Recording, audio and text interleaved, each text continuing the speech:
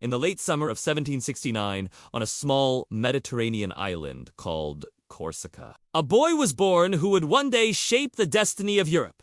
His name was Napoleon Bonaparte. At the time of his birth, the island was caught in a struggle between its proud, independent people and the mighty kingdom of France, which had recently taken control of Corsica. The Bonaparte family belonged to a minor noble lineage. They were not wealthy, but they had ambition, pride, and a fierce sense of identity as Corsicans. Napoleon's father, Carlo Bonaparte, was a lawyer and political figure, and his mother, Luigi Aramorino, was a woman of formidable strength and determination. She would play a defining role in shaping her son's will and character. Napoleon's childhood was not one of luxury. The Bonaparte family lived with modest means. Carlos served the French administration in Corsica, aligning with France after the island's failed bid for independence. This decision was controversial among Corsicans, many of whom saw it as betrayal, but for Carlo, it was a calculated move.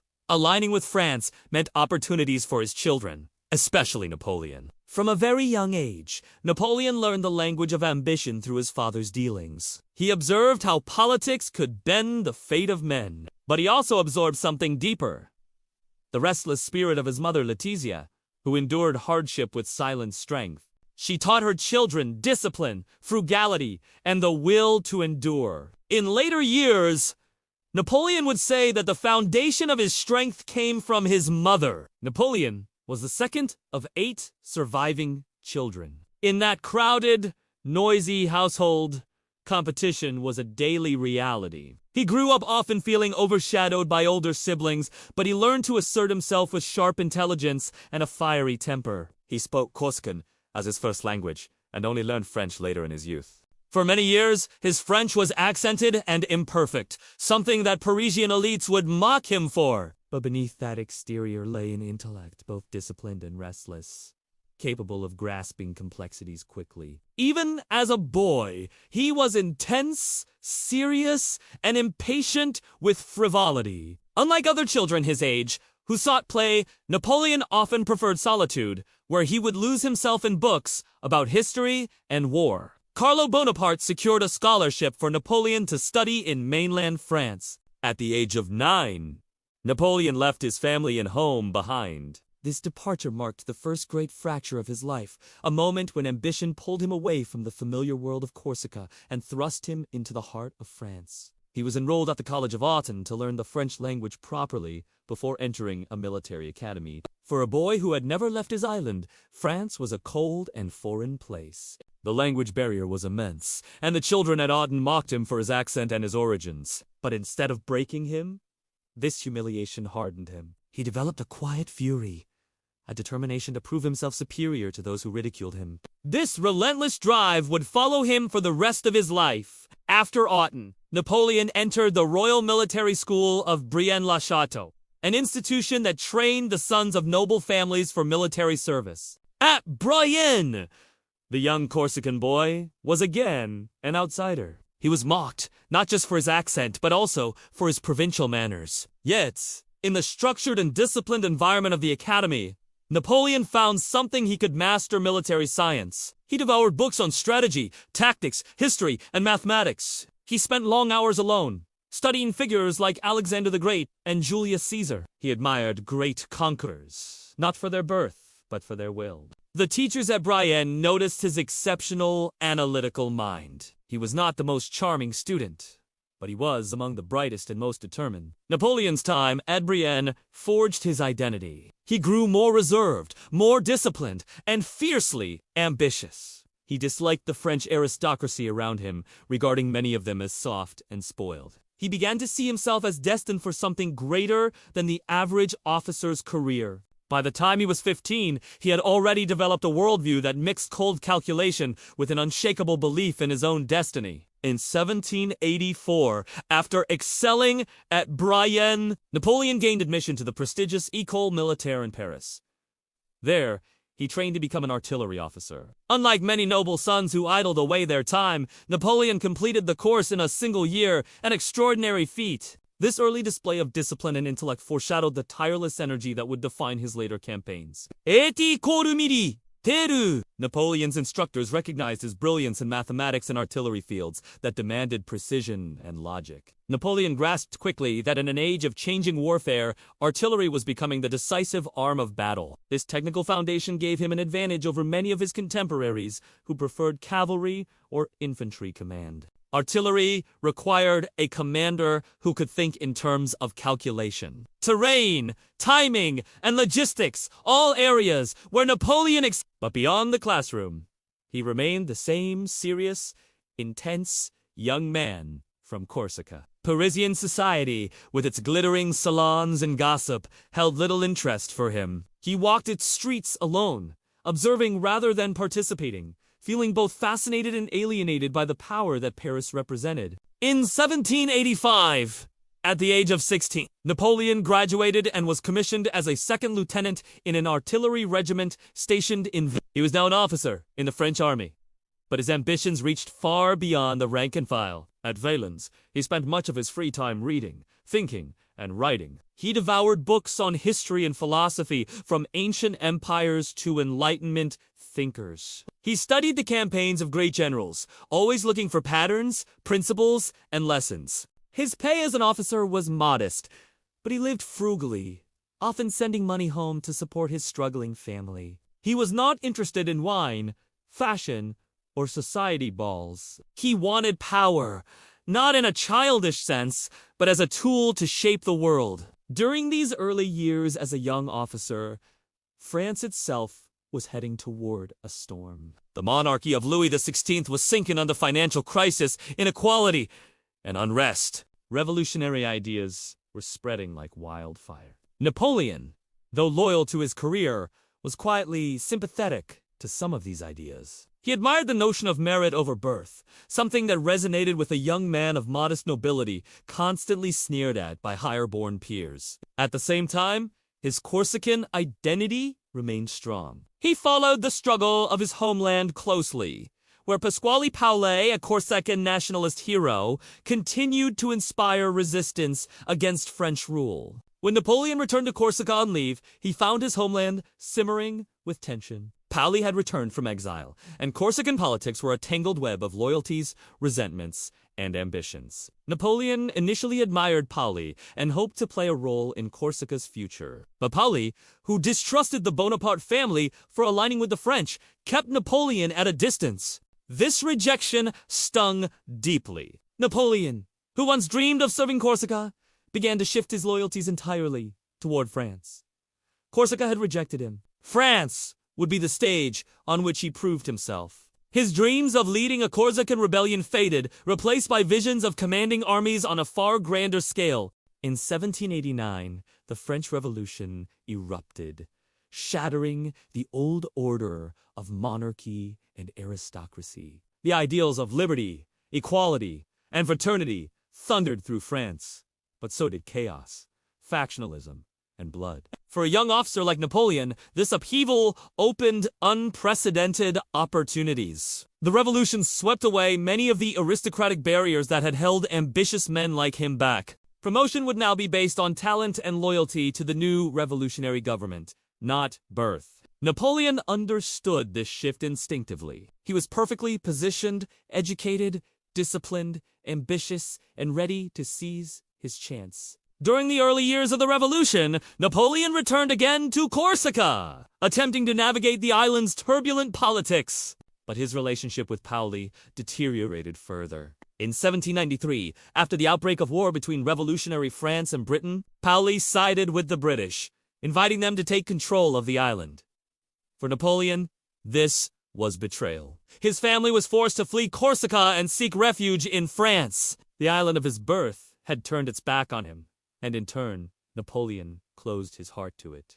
From this moment on, he saw himself as fully French, not Corsican. But the sting of rejection, the sense of being an outsider, would continue to burn inside him, shaping his fierce desire to dominate those who had once looked down upon him. Napoleon and his family settled in mainland France, destitute but not defeated. His father had died of cancer years earlier, leaving them without a strong patriarch. Now, it was Napoleon who began to emerge as the family's pillar. His younger brothers and sisters looked to him for guidance and support. This new responsibility further sharpened his resolve. He knew that his rise would not only be personal but would elevate his entire family. The Bonapartes were no longer minor island nobles. They would rise with him or not at all. 1793 proved to be a decisive year. France was at war with almost all of Europe, and the young republic was fighting for survival. In the south, the important port city of Toulon had rebelled against the revolutionary government and invited the British Navy to occupy it. Retaking Toulon was critical,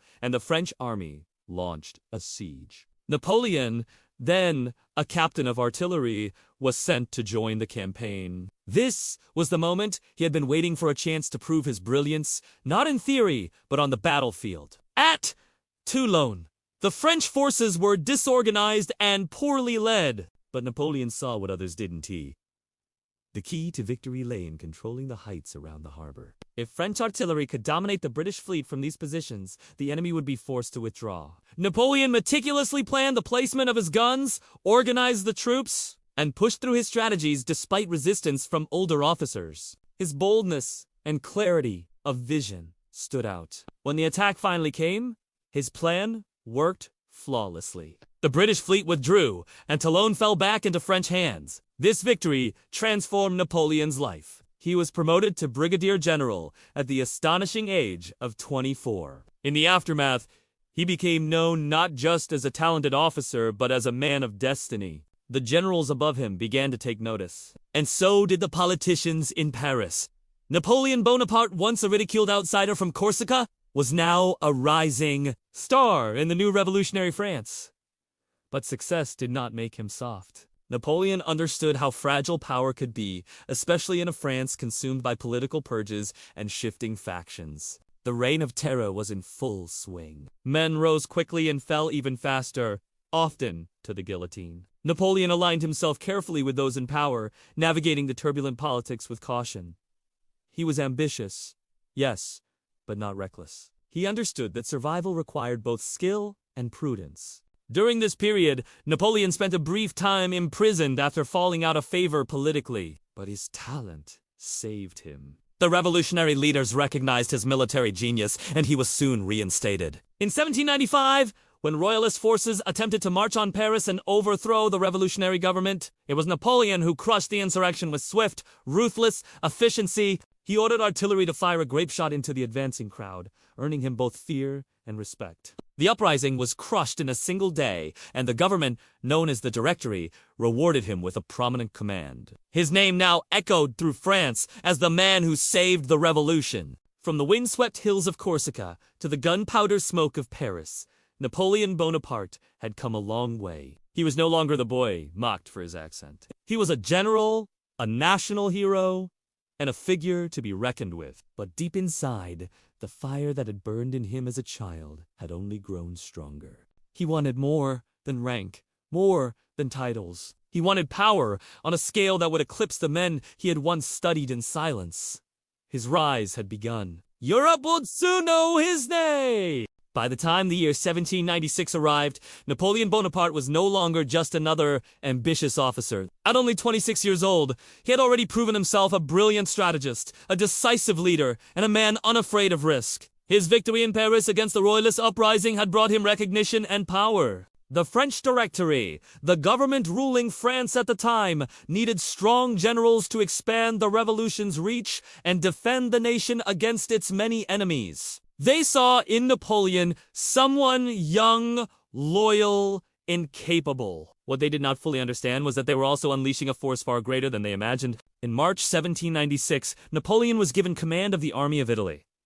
On paper, it was a pitiful force. The soldiers were starving, poorly equipped, and demoralized. The army lacked proper supplies, discipline had eroded, and the officers were disorganized. Many believed the Italian front to be a backwater assignment, unglamorous compared to the German front. But Napoleon saw an opportunity. Italy was a rich land. A victorious campaign there would not only bring glory, but also resources and wealth that could sustain his army and elevate his name further. For him, this was not a burden. It was a stage upon which he would display the full force of his military genius. When Napoleon arrived to take command, he was small in stature, thin, and dressed modestly. The officers who gathered to meet their new general expected someone grander, someone more imposing. They saw a young man, barely older than some of them. Many doubted him. But when Napoleon addressed the troops, something changed. His words were sharp, precise, and burning with conviction. He told them they were hungry and poorly clothed, but promised them that glory and wealth awaited them beyond the mountains. He spoke not as a distant commander, but as a man who understood their misery. In that moment, his soldiers began to believe in him. They did not just see a general, they saw a leader who would lead them to something greater. Napoleon understood morale as much as strategy. Before the first shot was fired, he began reorganizing the army. He improved discipline, but also rewarded initiative. He created a sense of shared purpose. Most importantly, he planned a campaign that was both bold and brilliant. His enemies in Italy were part of a coalition, primarily Austrian forces and their allies. They were larger in number, but divided. Napoleon recognized that his only chance of victory was speed and precision. He would not fight them head-on in large set-piece battles. Instead, he would strike at their weak points, moving fast, cutting them off from each other, and defeating them in detail. The campaign began with a rapid offensive through the Ligurian Alps.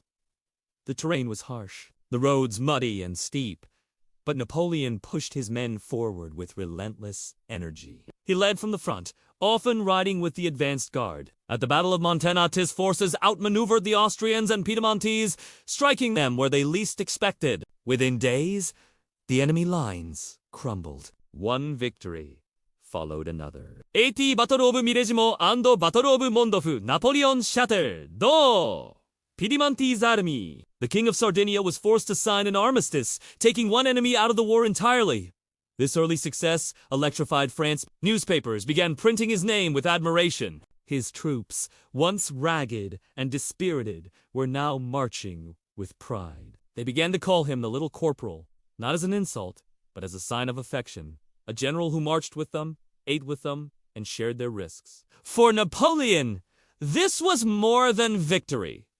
It was the forging of loyalty. He understood that an army did not just march on its stomach, but on its belief in its leader. After defeating the Piedmontese, Napoleon turned his attention to the Austrians. They were determined to hold northern Italy, but Napoleon's speed was unlike anything they had faced. He struck at their flanks, crossed rivers they thought impassable, and captured strongholds with bold assaults. At Battle of Lodi, in May 1796, he faced a critical moment. The Austrian forces held the bridge at Lodi, their cannons commanding the approach. Many generals would have hesitated, but Napoleon decided to storm the bridge head-on. Under heavy fire, he personally rallied his men, leading them across in a furious charge. The Austrians were stunned. The bridge fell. The victory at Lodi was not the largest battle, but it was psychologically decisive. Napoleon later said it was at Lodi that he first felt the certainty that he was destined for greatness. The victory at Lodi opened the way to Milan, the jewel of northern Italy. When Napoleon entered the city, the people greeted him as a liberator. The French army paraded through the streets, and Napoleon set about reorganizing the territories he conquered. He was not just a general. He was becoming a statesman. He imposed contributions on the conquered regions, extracting money, supplies, and art that were sent back to France. These resources sustained his army and enriched the Directory, making him invaluable to the government in Paris. But Napoleon was not content with simply winning battles. He began reshaping Italy's political map.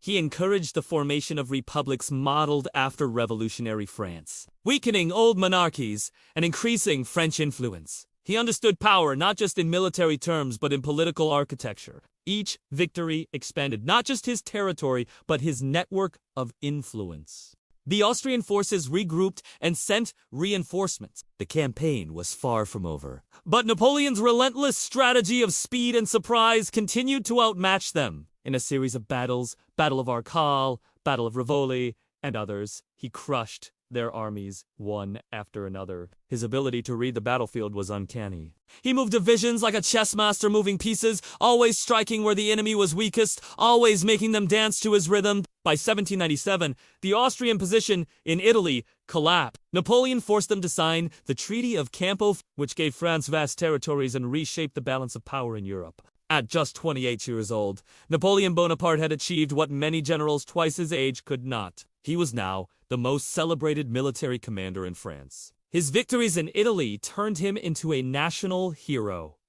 The people adored him. The Directory, however, grew wary. He was young, charismatic, and immensely popular. In a fragile republic plagued by corruption and division, a man like Napoleon could become a threat. But Napoleon was not yet ready to strike for political power. He was still playing the long game. In 1798, he proposed a bold new campaign, one that would not just bring more glory, but also weaken France's greatest rival, United Kingdom. His idea was to strike at Britain indirectly by seizing Egypt, a strategic route to India and the East. The Directory approved the expedition, partly to keep him occupied far from Paris. The Egyptian campaign was one of the most ambitious undertakings of his career. In May 1798, Napoleon sailed with an army of over 30,000 men, along with scientists, engineers, and scholars. This was not just a military expedition. It was a mission to expand knowledge and French influence. His fleet evaded the British Navy and landed near Alexandria. The city fell quickly, and Napoleon began his march toward Cairo. At the Battle of the Pyramids, he faced the Mamluk cavalry, famed for their ferocity. The Mamluks were brave but disorganized, relying on individual valor. Napoleon's disciplined infantry formed massive squares bristling with bayonets and cannon, mowing down the charging horsemen. The Mamluks were crushed, and Cairo fell. For a moment, it seemed as if Napoleon would carve out a French empire in the East. He spoke to the Egyptian people, proclaiming respect for Islam and presenting himself as a liberator. His scientists began studying ancient monuments, and the Rosetta Stone was discovered during this campaign, unlocking secrets of ancient Egypt that would change history. But victory in Egypt was shadowed by disaster at sea. The French fleet was anchored at Aboukir Bay when it was attacked by the British under Horatio Nelson in the Battle of the Nile. It was a crushing defeat. The French navy was destroyed, cutting Napoleon off from France. He was stranded in Egypt with no easy way home. Still, he refused to despair. He tightened control over Cairo, launched expeditions into Syria, and continued to fight. But the campaign grew more difficult. Disease spread among his troops. Supplies dwindled. At Siege of Acre, his army failed to break the defenses. It was one of the few times Napoleon's plans faltered, yet even in failure, he displayed remarkable resilience. When it became clear that the campaign could not be sustained, Napoleon made a daring decision. He left his army behind under the command of his generals and secretly sailed back to France in 1799. His return was perfectly timed. The French Directory was collapsing under corruption and inefficiency. France was weary of revolution and desperate for order. Napoleon's reputation as a hero remained untarnished in the public mind. Few knew the full extent of the difficulties in Egypt. When he arrived in Paris, crowds cheered him as a savior. He was only 30 years old, but he had already conquered hearts, lands, and imaginations. The political situation in France was ripe for change. The Directory was weak, unpopular, and divided. Napoleon had everything it lacked: popularity, military strength, and strategic vision. His allies began to whisper of a coup, of replacing the ineffective government with something stronger. Napoleon listened carefully. He had spent years mastering the art of war. Now, it was time to master the art of power itself. The year was 1799. France, exhausted from years of revolution, economic hardship, and endless wars, stood on the edge of collapse. The ideals of liberty, equality, and fraternity were fading beneath the weight of corruption and chaos. The once fiery revolution had devoured its heroes and birthed only instability. It was in this fragile moment that Napoleon Bonaparte, no longer just a general but a figure larger than life, made his move. He returned from his Egyptian campaign, greeted not as a soldier, but as a savior.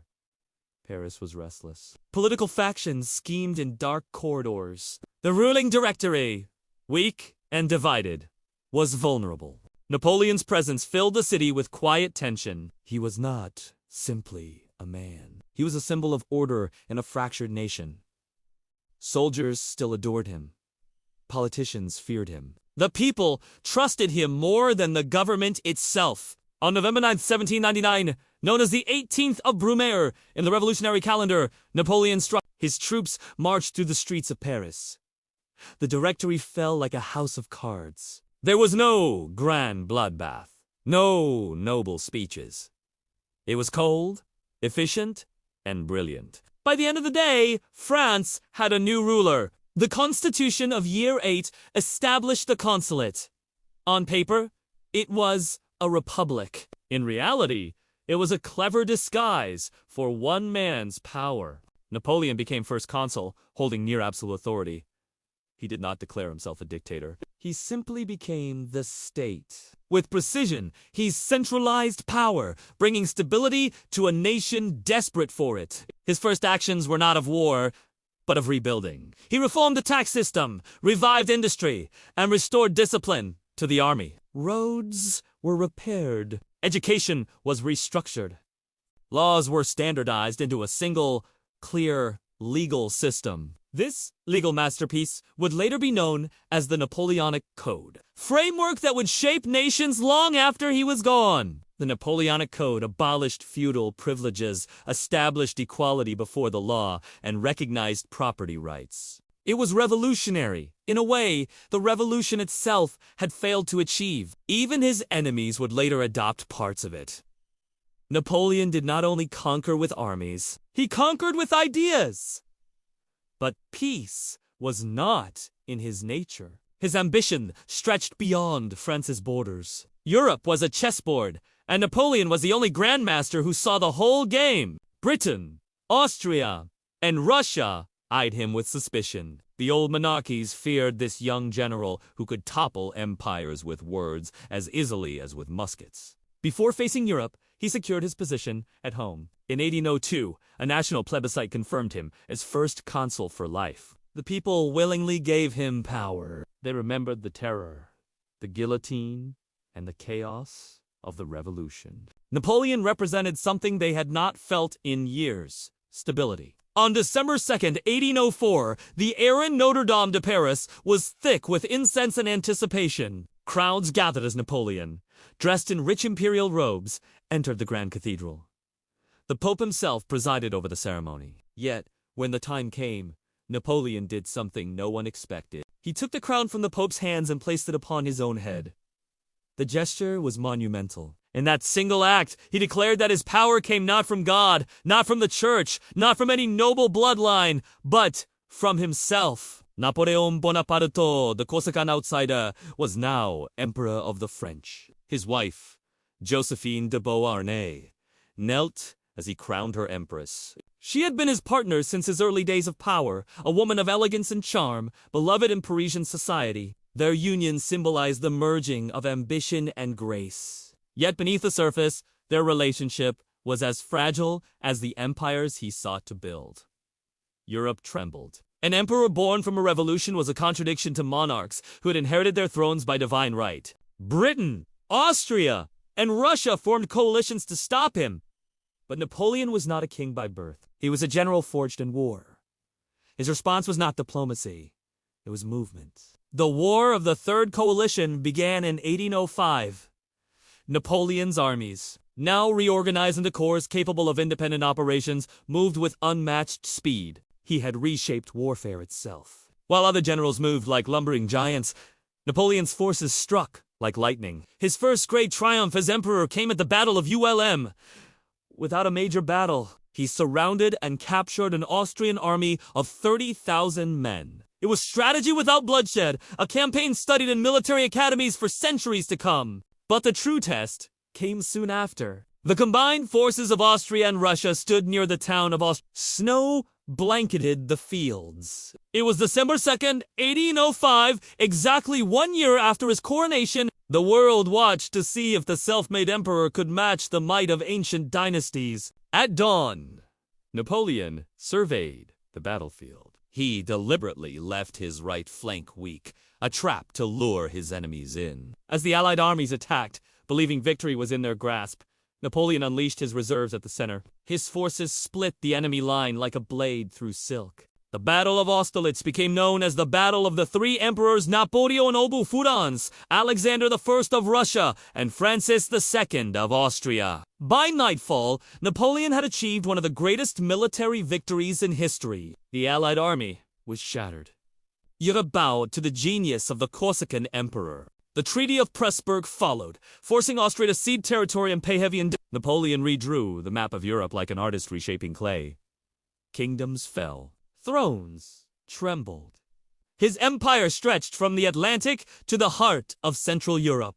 But even in his triumph, Napoleon understood that Britain remained the unbroken enemy. Its navy dominated the seas, and its gold financed every coalition against him. He sought to weaken Britain not by direct invasion, but through economic warfare. Thus was born the Continental System, a blockade intended to strangle British trade. As his power expanded, so did his personal world. Napoleon divorced Josephine in 1810. Heartbroken, but pragmatic. She had not given him an heir. For an emperor, lineage meant stability. He married Marie-Louise, Duchess of Parma, daughter of the Austrian emperor. It was a union of politics, not love. In 1811, the birth of Napoleon II brought celebrations across the empire. The boy was titled King of Rome. Napoleon now saw his dynasty as permanent. What had begun with a soldier's ambition was turning into an imperial legacy. Yet the higher one rises, the thinner the air becomes. His empire, vast and glorious, depended on endless victories. And though he was a master of war, no empire could escape the weight of geography, resistance, and time. But for the moment, Napoleon stood at the peak of his glory. His armies marched through Europe like a force of nature. His enemies signed treaties or fell before his cannons. His word reshaped nations. He was not merely a ruler, he was the center of an age. His Grande Army became legendary. Soldiers from across France and its allies marched beneath the imperial eagle. They were drilled with unmatched precision, supplied with speed, and commanded with a vision no general could match. When Napoleon rode among them, they cheered not as subjects, but as soldiers of a cause they believed would conquer the world. Paris transformed.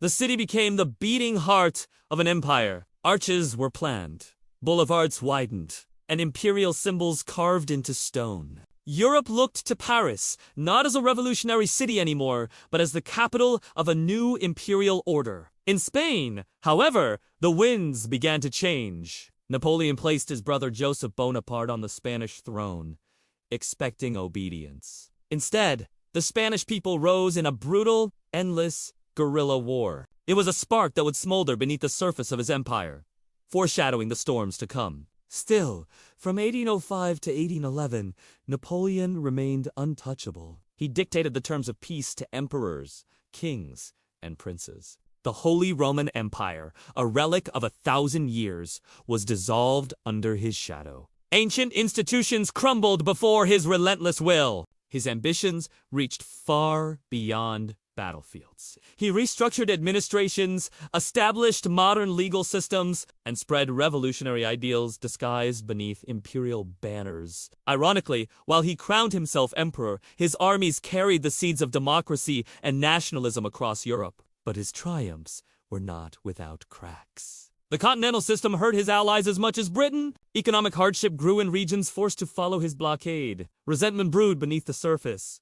Quiet but dangerous. Meanwhile, across the Atlantic, events connected indirectly to Napoleon were shaping a young nation. The Louisiana Purchase of 1803 had doubled the size of the United States. Though Napoleon sold the territory for financial reasons, the act expanded American power and changed global history forever. As Emperor Napoleon often worked late into the night, poring over reports, maps, and treaties.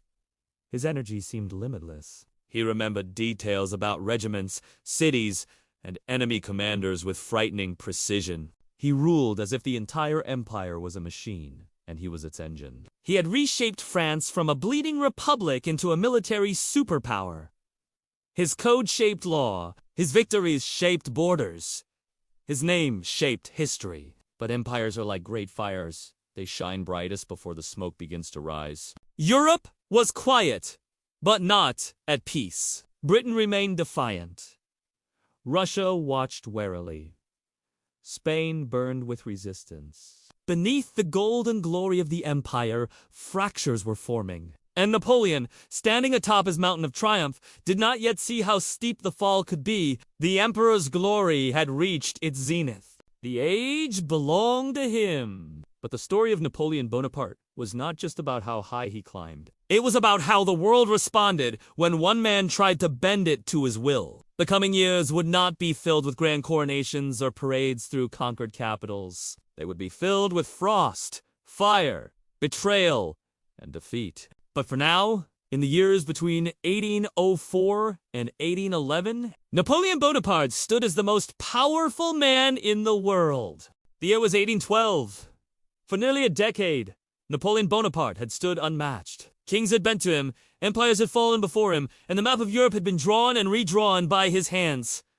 But power is a fragile crown. It does not rest forever on any man's head. In the distance, a storm was gathering in the east, a storm named Russia. Napoleon's empire depended on the continental system. Britain was still his greatest enemy, and the blockade of British goods was his weapon. But one nation had grown restless under his pressure: Russia. Alexander I of Russia, once Napoleon's uneasy ally, began to resist the emperor's economic grip. For Napoleon, this was more than defiance. It was a crack in the iron structure of his empire. If Russia broke away, others would follow. He could not allow that. And so, he decided to do what no ruler of the West had ever accomplished: invade Russia and bring its czar to his knees. In the summer of 1812, the Grande Armée assembled on the banks of the Niemen River. Nearly 600,000 men from across Europe stood ready. French soldiers marched beside Poles, Germans, Italians, and Dutch. It was the largest army Europe had ever seen. As the army crossed the Niemen, the air was thick with confidence. Many believed the campaign would be swift. Another Austerlitz, Napoleon himself appeared calm. But deep within him, he knew he was venturing into the unknown. Russia was vast, cold, and unforgiving. The Russian army did not meet him in open battle. Instead, they retreated deeper into their homeland, burning their crops and villages as they fled. The French advanced, but the land offered them nothing. Fields were blackened, wells poisoned, towns deserted. The supply lines stretched thin like a thread about to snap. By the time the French reached Smolensk, they had already lost thousands. Not to muskets, but to hunger, heat, and disease. The Russian strategy was brutal but effective. Deny Napoleon the decisive battle he craved, and let the vastness of Russia devour his army. On September 7th, 1812, near the village of Borodino, the Russians finally turned to fight. The Battle of Borodino was one of the bloodiest single days in the Napoleonic Wars. Cannon thunder shook the earth. Men advanced and fell in waves. The air was filled with smoke, screams, and iron. Napoleon won the field, but at a terrible cost. Over 30,000 of his soldiers lay dead or wounded. The Russians retreated again, not broken, but resolute. Borodino was not the crushing victory he needed. It was a victory soaked in blood and emptiness. A week later, Napoleon entered Moscow, but the city was silent. The people were gone. The Tsar's army had vanished. And then, as if to mock him, fires erupted across the city. Moscow burned 4 days, devouring homes, churches, and palaces. Napoleon waited in Moscow for weeks, hoping for a peace offer. None came. Alexander I of Russia had decided he would rather burn his city than submit. The French army, deep in foreign land, began to rot from within. Disease, hunger, cold nights, despair. On October 19th, Napoleon made the fateful decision to retreat. Winter had already begun to whisper its cold breath. The once grand army marched back through the snow, harassed by Russian cavalry and partisans. What had been 600,000 strong began to dissolve into a desperate, starving column of ghosts. Frostbite blackened fingers and toes. Horses died by the thousands. Men froze where they stood. Cannons were abandoned. Wagons burned. It was not a war anymore. It was survival against the endless white. On November 26th, at the Battle of Berezina, the retreating army reached a frozen river. Russian forces closed in from both sides. With remarkable speed and desperation, Napoleon's engineers built makeshift bridges. Men crossed under fire, struggling against the river and the enemy. Thousands perished. When Napoleon finally reached friendly territory, only a fraction of his army remained. Of the 600,000 who had marched into Russia, less than 100,000 returned. It was a catastrophe unlike anything Europe had seen in generations. The emperor who had conquered nations had been conquered by winter itself. News of the disaster spread like wildfire. Europe smelled blood. Nations once silenced by his might rose against him. Britain, Prussia, Russia, Austria, all joined in a new coalition. The tide of history was turning. Back in Paris, Napoleon did not wallow.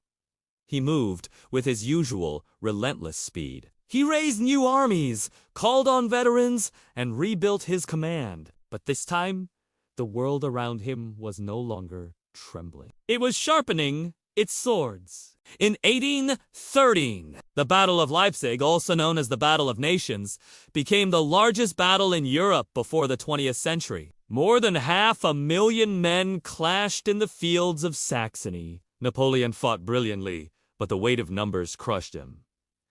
His allies faltered. His army bled. The defeat at Leipzig was not just military. It was symbolic. The myth of Napoleon's invincibility was breaking apart. For the first time, the Allies pushed into France itself. In early 1814, coalition forces crossed the Rhine. Battles raged across French soil. Napoleon fought with desperate brilliance, winning small victories against larger forces. But it was like trying to hold back the tide with bare hands. Paris, the jewel of his empire, fell in March 1814.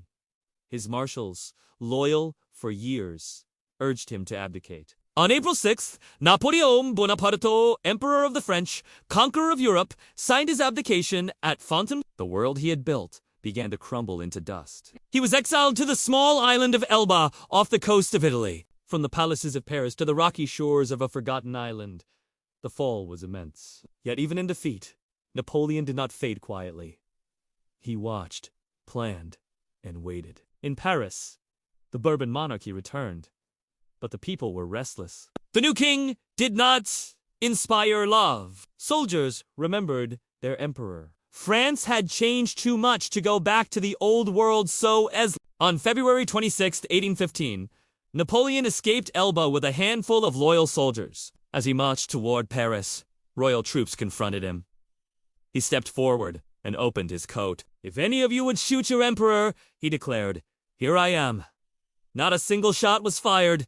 The soldiers joined him. The people welcomed him. The king fled. In just 3 weeks, Napoleon was back in Paris, emperor once more. This period would be known as the 100 Days, a brief, burning echo of his former glory. But Europe would not give him a second chance. A new coalition formed with lightning speed. The final confrontation would not be in the snow of Russia or the plains of Saxony. It would be in a quiet Belgian village called Waterloo.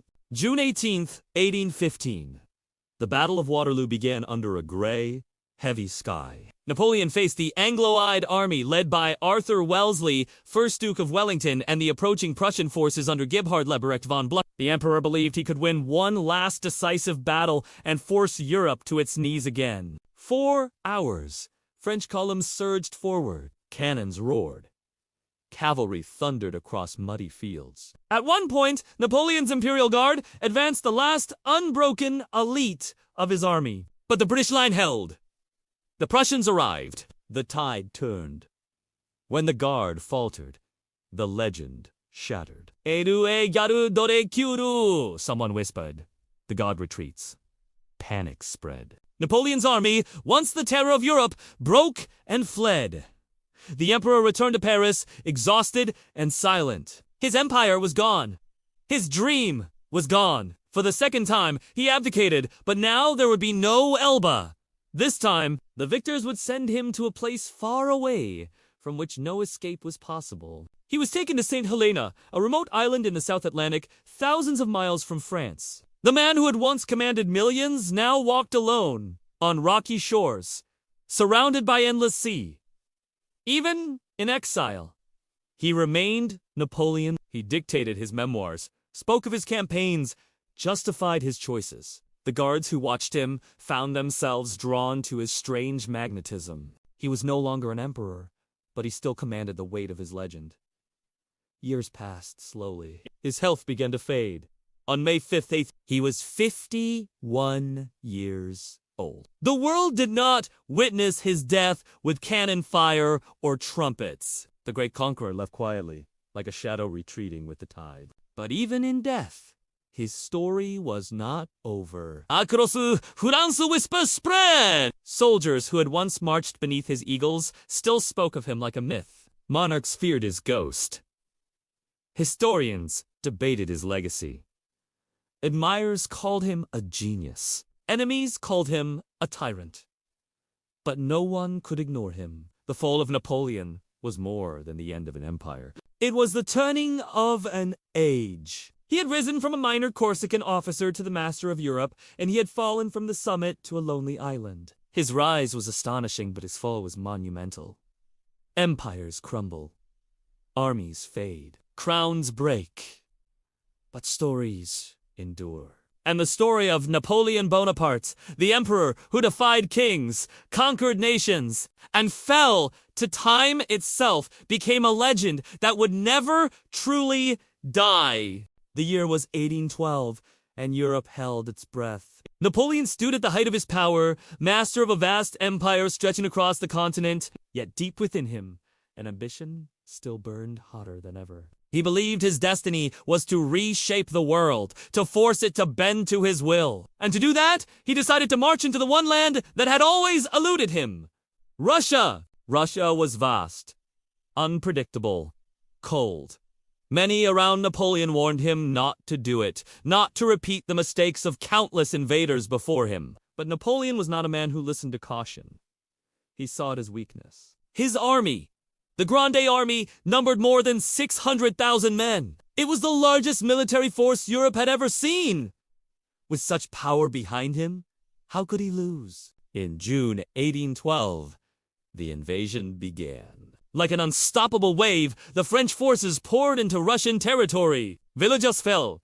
Fortresses sarendado. Napoleon rode at the head of his men, confident and calm, convinced he was about to secure his greatest victory. But something strange happened as they advanced. The Russian army refused to fight in the open. Instead of facing Napoleon directly, they retreated, burning crops, destroying supplies, and leaving nothing behind. It was a scorched earth strategy designed to starve the invaders. The further Napoleon marched, the more his army began to suffer. Supplies ran low. Horses died. Men grew sick and weak. Yet Napoleon pressed on. He believed the Russian spirit would break before his army did. The first major battle finally came near It was brutal. Tens of thousands died in a single day. The battlefield was soaked in blood. And yet, even after this carnage, the Russian army refused to collapse. They withdrew again, deeper into their homeland. When Napoleon finally reached Moscow in September, he expected a grand surrender. He imagined himself marching triumphantly into the heart of the Russian Empire. But what he found instead was an empty city. The Russians had evacuated. That night, fires began to rage across Moscow. Wooden houses burned like kindling. The city was consumed in flames. It was clear the Russians had burned their own capital rather than hand it over to Napoleon. Napoleon stood in the charred remains of Moscow. Stunned, he had captured the city. Yes, but not the enemy. There was no victory. No surrender. Just silence and smoke. Winter crept in. The snow began to fall. Temperatures plunged below freezing. Napoleon had no choice. He had to retreat. The retreat from Moscow became one of the most catastrophic moments in military history. What had once been a massive, proud army was reduced to a desperate, starving, frostbitten horde. Men froze where they stood. Horses collapsed in the snow. Cannons were abandoned on the icy road. Russian forces attacked constantly, harassing the retreating army. The cold did the rest. By the time Napoleon crossed back over the border, fewer than 100,000 men remained. The invasion of Russia broke the myth of Napoleon's invincibility. For the first time, Europe saw that the emperor could bleed. Back in Paris, the news of the disaster spread like wildfire. Enemies who had once feared him began to unite. Britain, Prussia, Austria, and Russia formed new coalitions. They were determined to end his reign once and for all. But Napoleon refused to accept defeat. He quickly raised new armies, calling on boys barely old enough to fight. He was determined to defend his empire to the very end. In 1813, the Battle of Leipzig, known as the Battle of Nations, became the largest conflict Europe had ever witnessed. For Allied armies clashed against Napoleon's forces for 3 days. The fighting was relentless. Napoleon fought fiercely, but the Allies outnumbered him. Slowly, his army began to crumble. By the end of the battle, over 90,000 men lay dead or wounded. It was a decisive defeat. One by one, his allies abandoned him. Kingdoms he had once controlled turned against him. The empire he built began to collapse from all sides. In 1814, Allied forces marched on Paris itself. For the first time, war reached the French capital. The city surrendered, and the unthinkable happened. Napoleon abdicated the throne. The man who once ruled Europe was stripped of his empire, but he wasn't executed. Instead, he was exiled to the small Mediterranean island of Elba. It was a strange fate for a man of such power. On Elba, Napoleon lived like a prisoner and a prince, at the same time surrounded by guards, but still treated like a figure of fascination. Many believed that was the end of his story, but they were wrong. Less than a year later, in 1815, Napoleon escaped. He sailed back to France with a tiny force of loyal soldiers. When royal troops sent to stop him confronted him on the road, he walked straight toward them and said, "Soldiers, if there is one among you who wishes to kill his emperor, here I am!" Not a single shot was fired. Instead, the soldiers cheered. Napoleon had returned. In a matter of weeks, he reclaimed power without a single battle. Paris erupted in excitement. The world held its breath again. But the Allied powers were not going to let history repeat itself. Armies mobilized across Europe. The final confrontation was inevitable. It came in June 1815, near a small Belgian village named Waterloo. The Battle of Waterloo was fierce, chaotic, and decisive. Napoleon commanded his men with all the brilliance that had made him legendary. But the Allies, led by Arthur Wellesley, 1st Duke of Wellington, and Gebhard Levesque von Blucher, held strong. Rain had turned the battlefield into mud, slowing down Napoleon's attacks. His cavalry charges bogged down. His artillery couldn't move fast enough. The timing, always his greatest weapon, betrayed him that day. As the sun began to set, the Prussian army arrived to reinforce the British. Napoleon's lines broke. Panic spread. By nightfall, it was over. Napoleon's final gamble had failed. The Emperor of the French fled the battlefield. His empire, once the mightiest in Europe, crumbled to dust. This time, there would be no escape. No second comeback. The British captured him and sent him far, far away, to the remote island of St. Helena in the South Atlantic Ocean. Thousands of miles from the world he once ruled, Napoleon became a prisoner. The island was windswept and desolate. His house was damp, cold, and constantly watched. The man who had once commanded millions was now surrounded by only a handful of companions and guards. In the isolation of St. Helena, Napoleon's fiery spirit slowly dimmed. He spent his days dictating his memoirs, walking alone on the rocky cliffs, and looking out toward the endless ocean. The world outside moved on. New empires rose. Old ones fell. But for Napoleon, time seemed to freeze on that lonely island. His health began to deteriorate. He suffered from chronic stomach pains and weakness. He was only in his early 50s, still young by many standards, but his body carried the weight of decades of war and ambition. In May 1821, after years in exile, Napoleon Bonaparte died. The news spread around the world like a shockwave. Some rejoiced, seeing the end of a tyrant. Others mourned, remembering the brilliant general who had changed the face of Europe. Even in death, Napoleon remained larger than life. Myths and legends began to form around him almost immediately. Was he a monster or a hero? A conqueror or a visionary? A tyrant or a man born ahead of his time? Historians would debate these questions for centuries. His body was buried on St. Helena, but years later, it was returned to France. A grand tomb was built for him in Paris, under the golden dome of Les Invalides. Crowds came to see it, to whisper his name, to remember the man who had once brought Europe to its knees. Napoleon's legacy is complex. He brought war and suffering to millions, but he also reshaped Europe's political map. He spread revolutionary ideas that would echo far beyond his lifetime. His legal code, the Napoleonic Code, became a model for justice in countries around the world. His military strategies are still studied today. His rise and fall remain one of the most dramatic stories in human history. He was a soldier, a conqueror, a reformer, and a dreamer. A man who believed that destiny was his to command. And in many ways, it was. The image of Napoleon standing on the battlefield, hand in his coat, eyes fixed on the horizon, became a symbol, not just of a man, but of an age. His empire crumbled, his crown was taken, but his story refused to fade. Decades after his death, his name still inspired revolutions, artists, and leaders. He became both a warning and a legend.